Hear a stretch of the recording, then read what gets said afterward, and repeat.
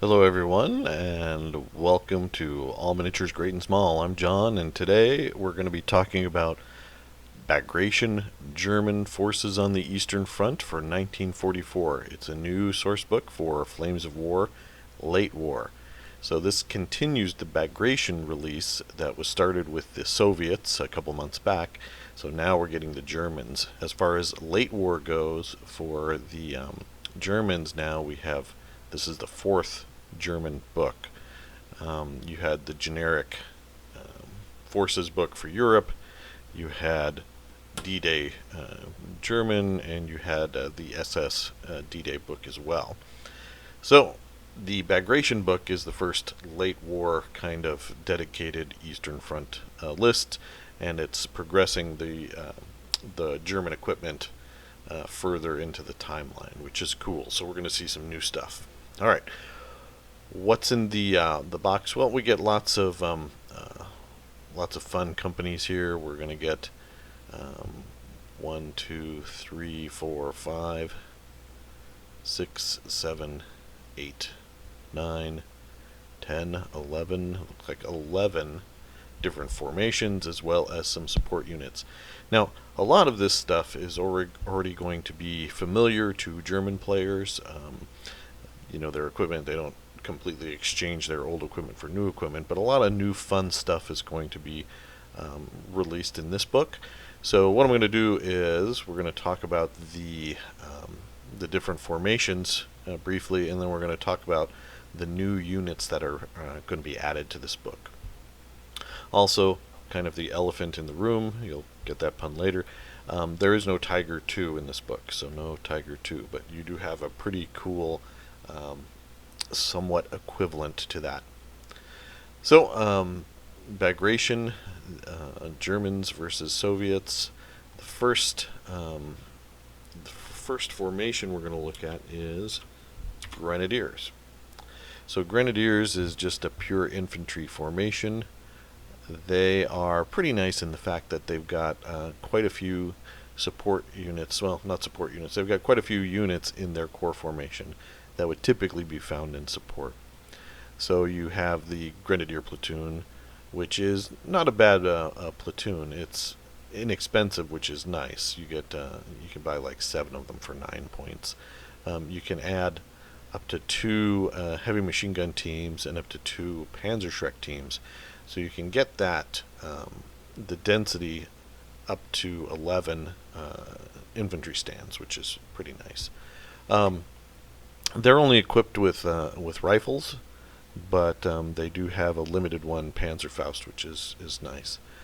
Core formation wise, they can take the standard stuff you'd expect in an infantry platoon. I don't think there's anything really crazy in here. One of the things they can take, however, is in addition to the usual things like machine gun, mortar, tank, anti-tank guns, they can take some AA, and they can take a Grenadier scout platoon, which is pretty cool. It's just a little platoon of 5 stands. They could be submachine guns or rifles, depending on how much you want to pay for them. And that gives you another way to get, this has spearhead and scout, to get some infantry closer to your enemy. Kind of cool in that you can, advance some submachine gun toting infantry that's not your main unit. Alright, moving on, the next formation we have is the Storm Grenadier Company. So this is similar to the Grenadier Company, however it adds even more units in the core formation as options. So for example, in the Grenadier you choose either 8 centimeter or 12 centimeter mortar. Here you can take both. The Storm Grenadier also lets you take 2 units of 7.5 centimeter tank hunters. So the Pack 40s, if you're a fan of those, you can really stock up on those and have them in your core formation.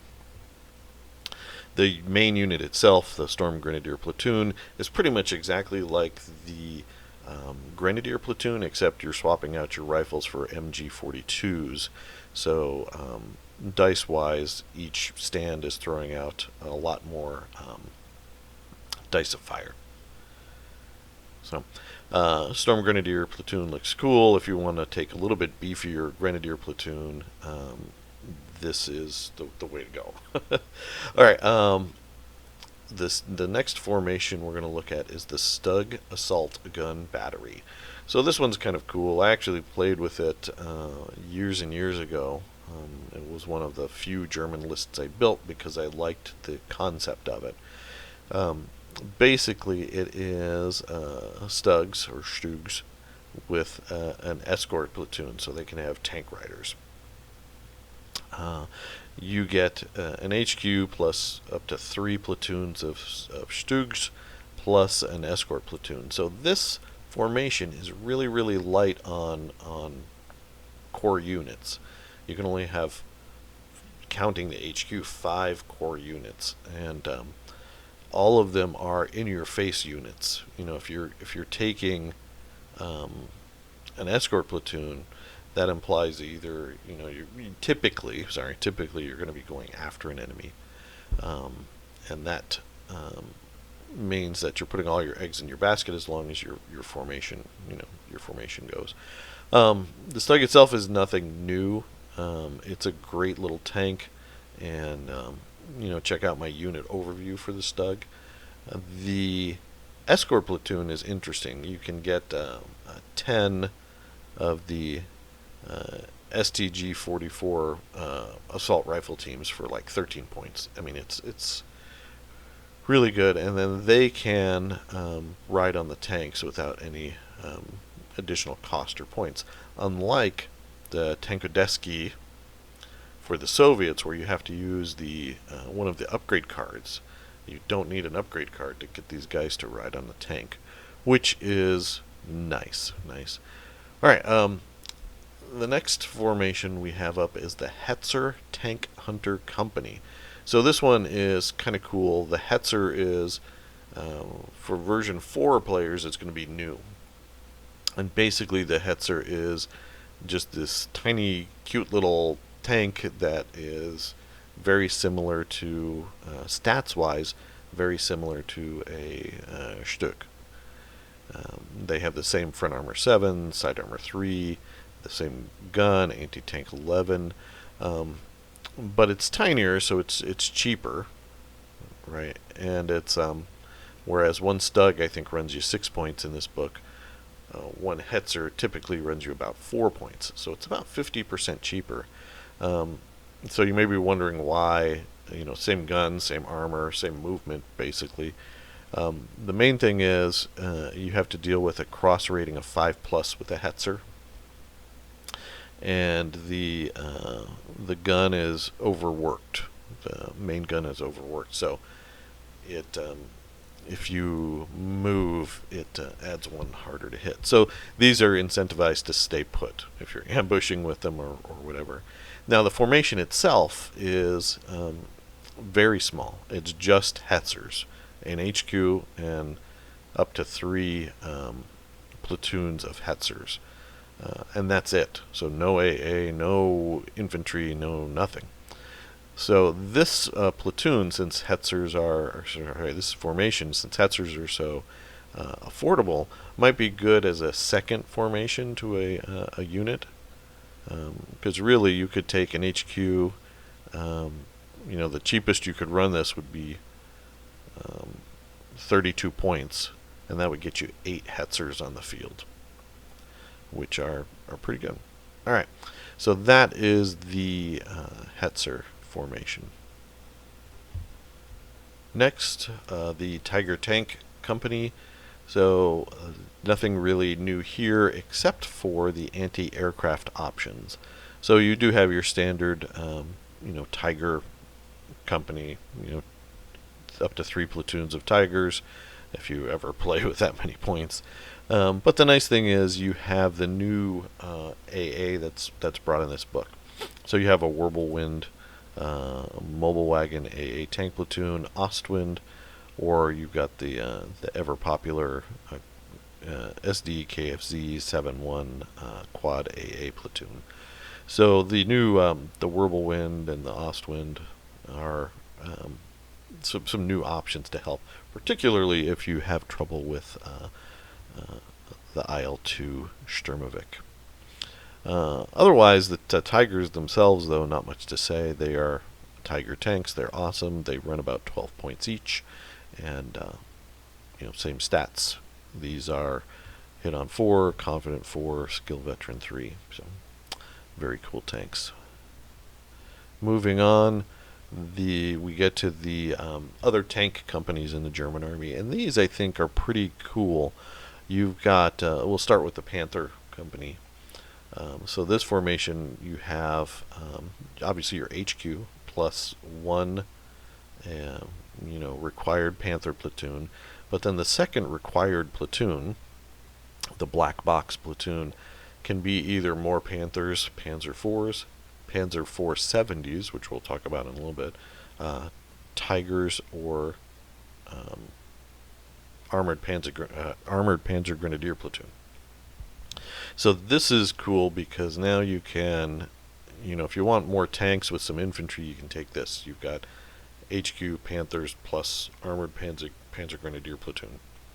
So you can take infantry as part of the core formation and as part of the requirement, which is nice because I don't know about you guys, but as a player, I like to have at least some infantry in my list. Some tables you might encounter, you're going to need them, and this is a cool way to include them in your formation. You have a third armored slot, which would be Panthers if you wanted to take it, and then you have the same anti-aircraft options, the new options and old options in the platoon as well. So I like the tank companies that include anti-aircraft as a core formation because you're almost always going to want to take some anti-aircraft. Not just are they a decent deterrent against airplanes, but they can work against infantry in a pinch, light vehicles and such. Alright, so that's the Panther company. Moving on, we've got the Panzer IV tank company, which is set up exactly the same way as the Panthers. You have one platoon of Panzer IVs that's required, and then that second required platoon can be either Panzer IVs, STUGs, Panthers, Tigers, or another armored Panzer Grenadier platoon. Then you can take up to 2 more additional Panzer IV platoons if you want, plus the same anti-aircraft options. So if you like Panzer IVs, this is something cool to check out. Next up, we have the Panzer 470 tank company. So the way this one is set up is again similar to the other tank companies in that you have a requirement of at least one platoon. The second platoon could be Panzer 470s or Panthers, Tigers, or armored Panzer Grenadiers, and then the same anti-aircraft options. The Panzer 470 is a cool little tank. It's cheaper than a Panther and a Tiger, but it has the same gun. It has the same stats on its gun. So it's got a long-range reach. It has a really amazing front armor 9, side armor 4, top armor 1. We're definitely going to do a unit overview over, on this tank. But the cool thing about it too is it's brand new to version 4 late war. We haven't seen this before, so anytime we get a cool new tank, even though its stats are very similar to Panther, it's still a cool tank. So it's cheaper than a Panther, but again, it's got it's got the same armor as a Panther, and it's got the same gun as a Panther. Why is it cheaper? Well, it's got it's a fixed gun. So in that effect, it's kind of like a STUG, and it has a 5-up cross check. So since it's a forward-firing hull-mounted gun, this particular tank has lower counterattack and assault values than other tanks with turrets.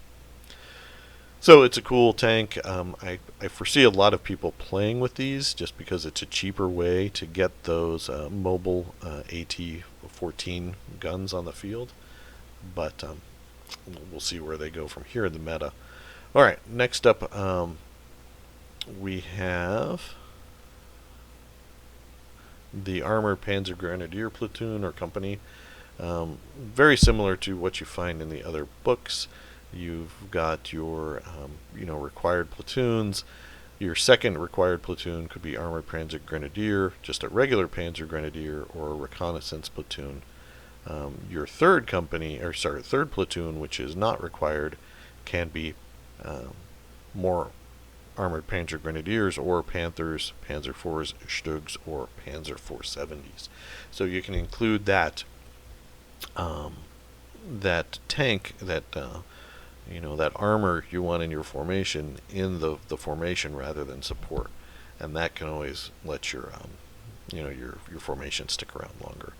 Otherwise, you get some of the same stuff. You do have a grill option, 15 centimeter gun platoon.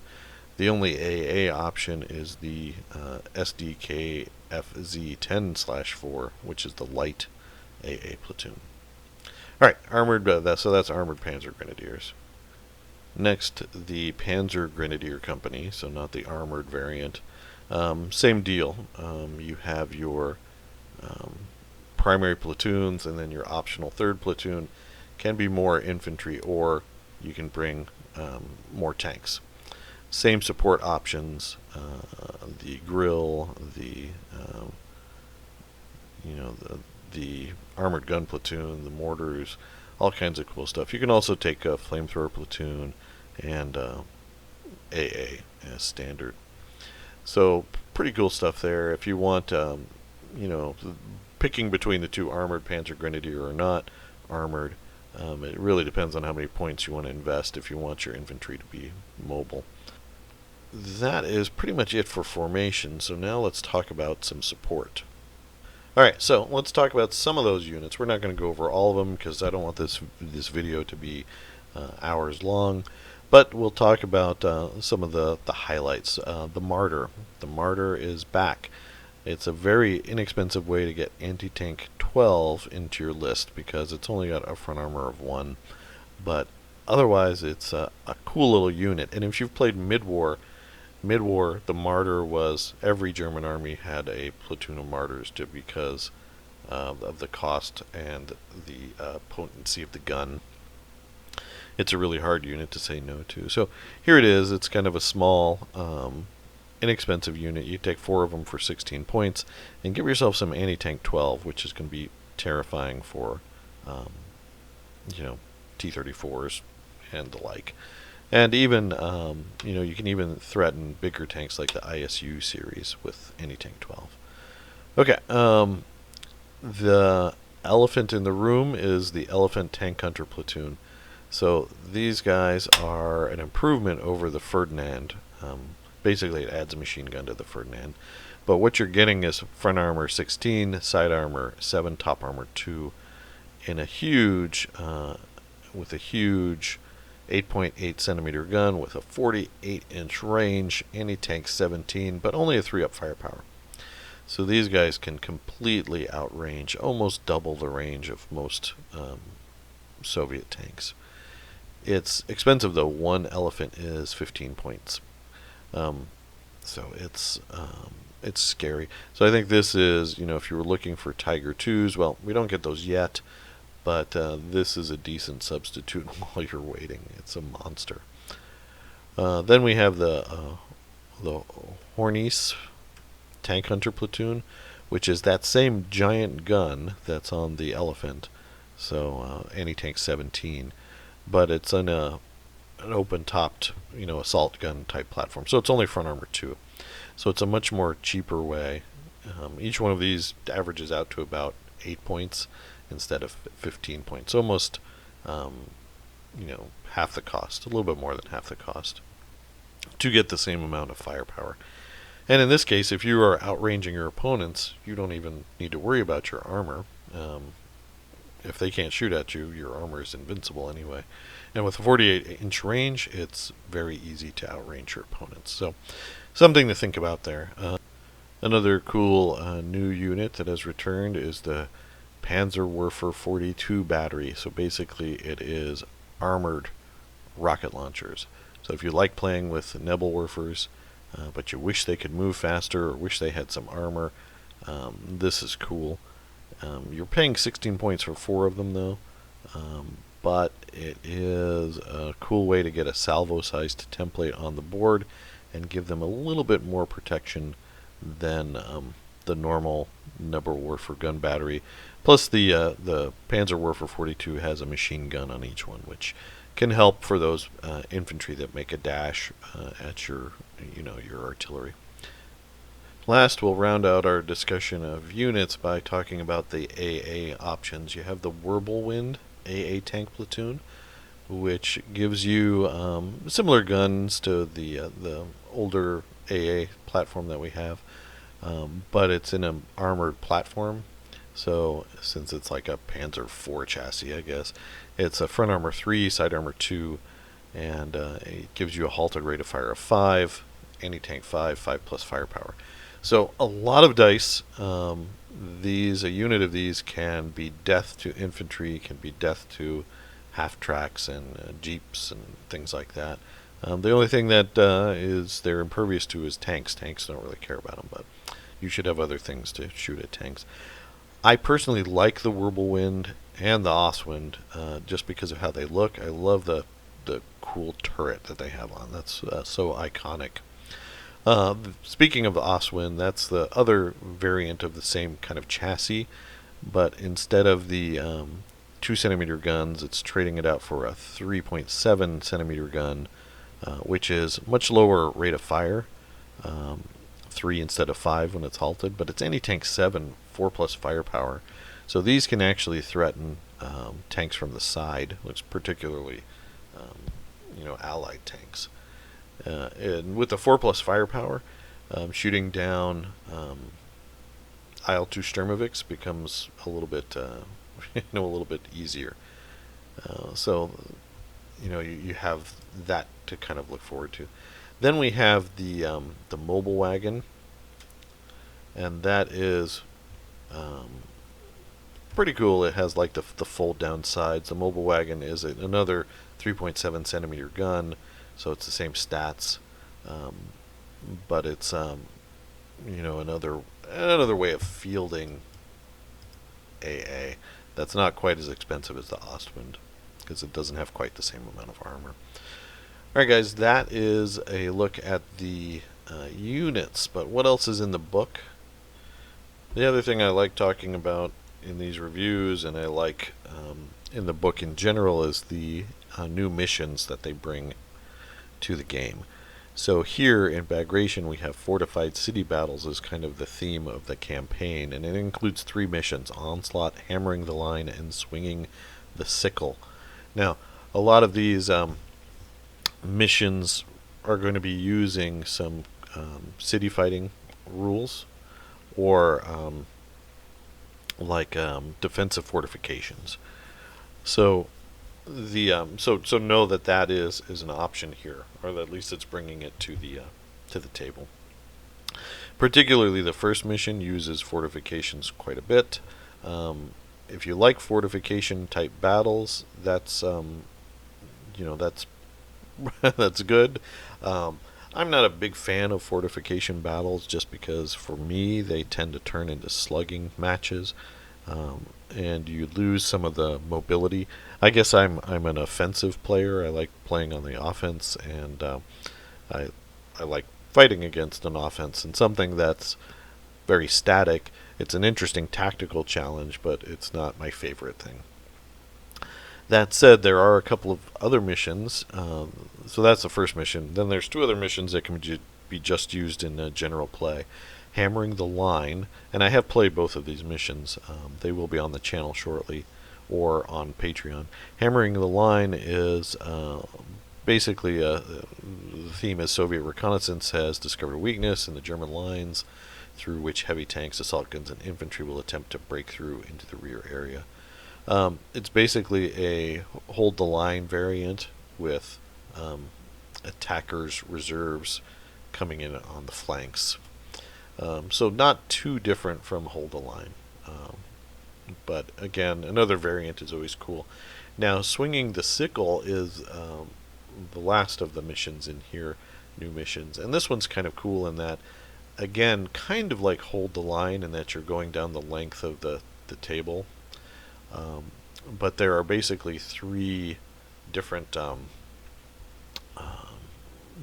deployment zones or objective zones you've got to take, and this kind of combines hold the line with what is that fighting withdrawal, and that the defender is on a phased withdrawal. They're pulling back. So there's actually a really close objective to the attacker, but it gets yanked off on turn 3. And then the second closest objective gets yanked off on turn 5. And then the last objective at the very end of the table stays until turn 9. So it's a really cool mission. And again, we have played this one before, and I really like it. I think there were some missions in I think it was the D-Day German book that I didn't like, or I thought the way it was set up had some issues. But these two so far, at least on face value, having played them at least once, I really enjoyed it. So that brings us to basically the end of this review of the Bagration German book.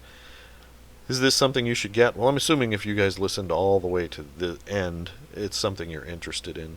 The way that Flames of War, Battlefront prices these books, they're relatively inexpensive. Usually around $25. I'm assuming that's what this one is, US, for all this cool information. There's a lot of history in the book as well that I'm not even touching on, that is fun to read, particularly if you're new and haven't looked at the old books. It's some cool stuff. So I think if you are interested in late war as a German player, you want this book. Even if you're playing Western Front, it's adding some new units to the game that are kind of cool. Using HEZERs against Shermans or Cromwells is going to be a pretty interesting matchup. So I look forward to that. Just because it's Eastern Front doesn't mean you can't play with it however you want. We've been using D-Day Germans against the Soviets because we didn't have anything else for the last few months. So it's cool to get it. So if you're a German player, yeah, it's pretty much a no-brainer. Is it a bummer that there's no Tiger 2s in here? Well, yes and no. I can see Battlefront's position. They can't put all the cool stuff in one book. They've got to kind of stretch it out. So I imagine the Tiger 2 will appear in a hypothetical Market Garden book, maybe. I'm not sure. I'm not privy to behind the scenes at Battlefront, so I don't know what's coming. Just like you guys, but I would like to see the Tiger 2, but I'm not heartbroken that it's not in this book. It's not that big a deal, particularly when you have the elephant to fill basically the same role. So overall, that's my thought on the German Bagration book. I'll probably do a separate video on the command cards and talk about those in a separate video. But I hope you guys enjoyed this look at Bagration German. If you did, please let us know down in the comments below. Also, you can check us out on Facebook at All Miniatures Great and Small, and I would be remiss if I didn't mention our Flames of War Patreon. Patrons there get access to a Flames of War battle report that's exclusive to them every month, and that is pretty cool. Since we've had the Patreon for a little while already, there's already a cool backlog of Bagration battle reports that you guys might want to check out. As always, thanks for watching though, and keep on wargaming.